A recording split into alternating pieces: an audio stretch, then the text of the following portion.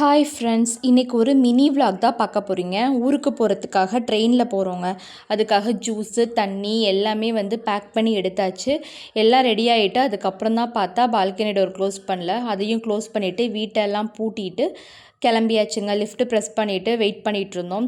Wait பண்ணுற டைமில் இந்த சைடில் இருக்க அழகு அப்படியே பார்த்து ரசிச்சிட்ருந்தோம். லிஃப்ட்டும் வந்துருச்சு. உள்ளே போனோடனே ஃபஸ்ட்டு வேலை இது உங்களுக்கு ஃபோட்டோ எடுக்கிறது தாங்க.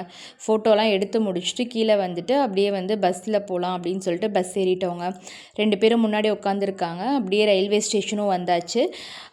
இந்த எஸ்கலேட்டரில் தான் போகிறதுக்கு தாம்பரம் ரயில்வே ஸ்டேஷனில் மேலே ஏறுறதுக்கு மட்டும் இந்த எஸ்கலேட்டர் இருக்கும். அதுலேயும் ஏறி தாம்பரம் ரயில்வே ஸ்டேஷன் வந்தாச்சுங்க. ட்ரெயின்லேயும் ஏறியாச்சு.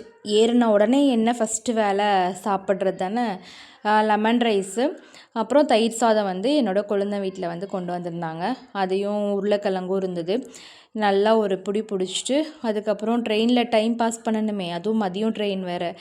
7:30க்கு தான் ரீச் ஆகும். அது வரைக்கும் டைம் பாஸ் பண்ணுறதுக்காக விளாண்டுட்ருந்தோம். அதுக்கப்புறம் அழகெல்லாம் ரசிச்சிட்ருந்தோம். ஒரு வழியாக 7:30க்கு ரீச் ஆயாச்சுங்க. எந்த ஊரில் போயிட்டு வந்திருந்தாலும் இந்த திண்டுக்கல் சந்திப்பு அப்படின்றத பார்க்கும்போது மனசில் ஒரு சந்தோஷம் வரும் பாருங்கள். அதுக்கு ஈடு இணையே கிடையாதுங்க. திண்டுக்கல் ஜங்ஷனுக்கு வெளியே இந்த ஆவின் பால் கடை இருக்கும். இங்கே டீயை குடிச்சிட்டு அதுக்கப்புறம் வீட்டுக்கு சேர்ந்தாச்சு. இந்த சேவலை பாருங்களேன், எவ்வளோ அழகாக வாஷிங் மிஷின் மேலே உட்காந்து தூங்கிட்டுருக்கு. உள்ளே ஃபஸ்ட்டு எங்களை என் ஹஸ்பண்டு பார்க்க சொல்கிறது இந்த சாமி ரூம் தாங்க.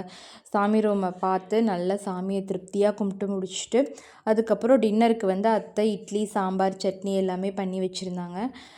செம்ம சூப்பராக இருந்ததுங்க. அதுக்கப்புறம் கோவிலில் இன்றைக்கி 48 நாள் அந்த பொங்கல் வைக்கிறது எங்களோட அதுக்காக பொங்கல் வச்சுட்டு பொங்கல் எங்களுக்காகவும் எடுத்து வச்சுருந்தாங்க.